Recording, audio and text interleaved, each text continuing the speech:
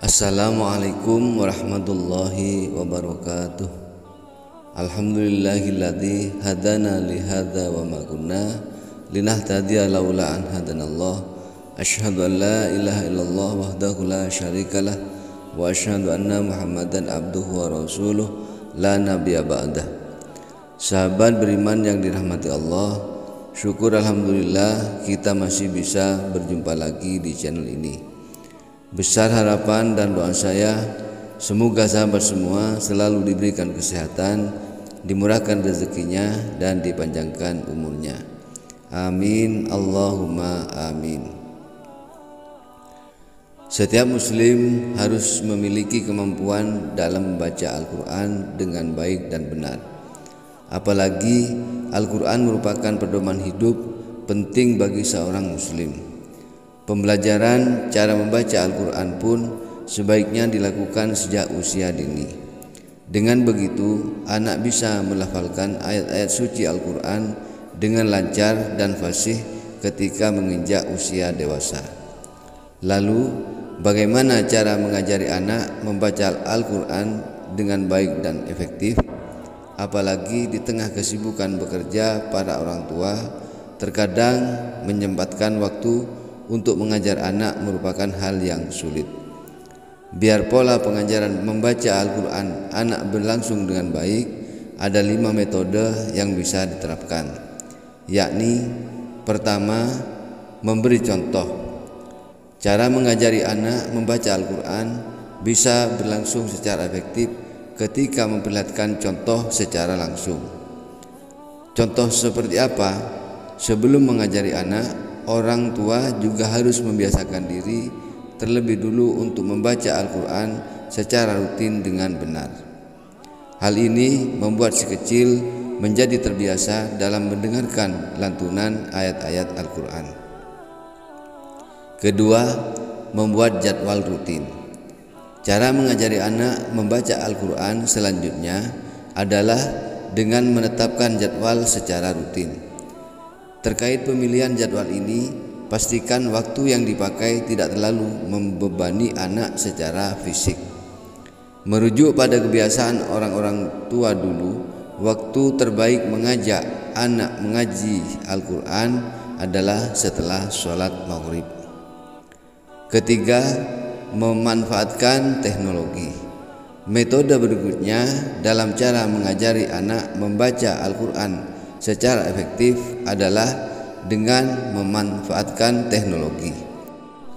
Orang tua bisa memanfaatkan beragam aplikasi pengenal huruf hijaiyah atau aplikasi yang memuat bacaan surat-surat pendek di Google Play Store atau App Store. Keberadaan aplikasi ini dapat membantu anak dalam belajar mengaji dengan cara yang menyenangkan. Keempat, mengajarkan adab saat mengaji. Hal yang tak kalah pentingnya dalam cara mengajari anak membaca Al-Quran adalah adab.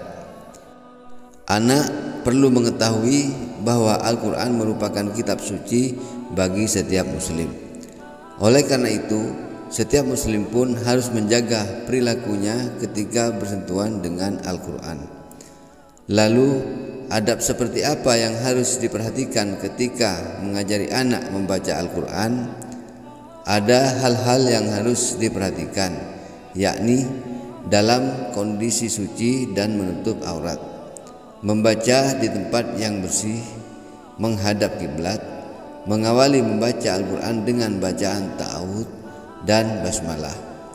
Pembacaan Al-Quran harus dilakukan dalam kondisi khusyuk.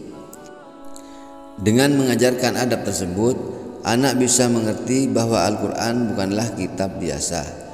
Selanjutnya, mereka pun akan membiasakan diri untuk memperlakukan kitab suci Al-Quran dengan sebaik-baiknya. Kelima, mengajak anak memahami isi Al-Quran. Agar kecintaan terhadap Al-Quran pada diri anak bisa terus meningkat, orang tua juga harus mengajarkan anak dalam memahami isi dari ayat-ayat suci yang dibacanya.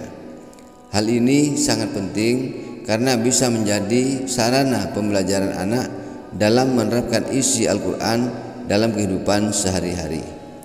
Mengajarkan anak agar bisa memahami isi Al-Quran bisa dilakukan dengan beragam cara. Orang tua bisa menyediakan Al-Quran yang disertai dengan terjemahan di rumah.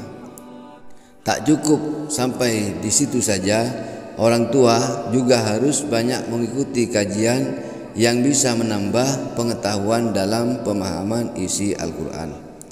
Berbekal pemahaman tersebut, anak bisa mendapatkan banyak informasi di Al-Quran.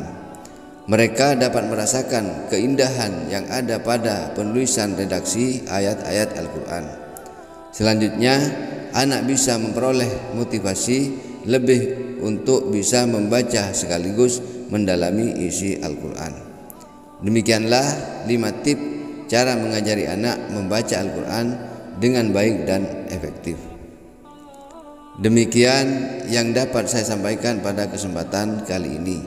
Lebih dan kurangnya mohon maaf yang sebesar-besarnya. Yang benar datangnya atas bimbingan Allah Subhanahu wa taala yang Maha benar. Dan yang salah, khilaf ataupun keliru itu dari saya pribadi sebagai manusia biasa yang tidak pernah terlepas dari salah, khilaf dan dosa. Akhirul kalam, wassalamualaikum warahmatullahi wabarakatuh.